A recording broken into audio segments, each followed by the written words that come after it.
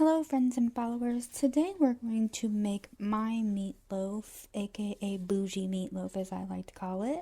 And we're going to use some peppers and onions and we're going to dice those up. Then we're going to get them in a hot pan and we're going to saute these down until they're very translucent. You will add some garlic in here as well as your thyme and salt and pepper. You want to get these nice and soft. Once they're cooked, you're going to set them aside and let them cool. Then you're going to shred up some Parmesan cheese and add it to your hamburger meat along with your eggs and tomato sauce. Then we're also going to come in with those veggies that we sauteed down and we're going to put those in. Then we're going to mix this really well. I do want to warn you, please don't over mix your meat because it will make it really tough. You just want to combine everything really well.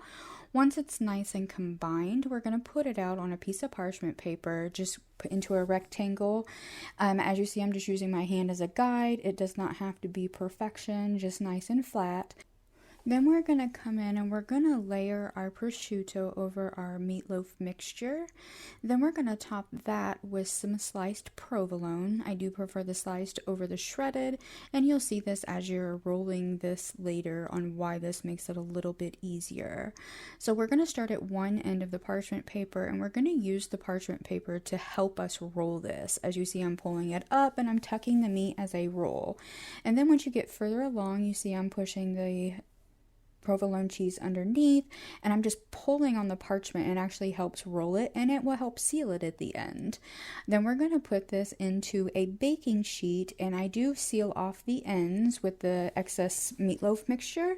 Get this in the pan and then we're going to top it with some more tomato sauce. This does help add more moisture to the meat, so therefore it doesn't dry out.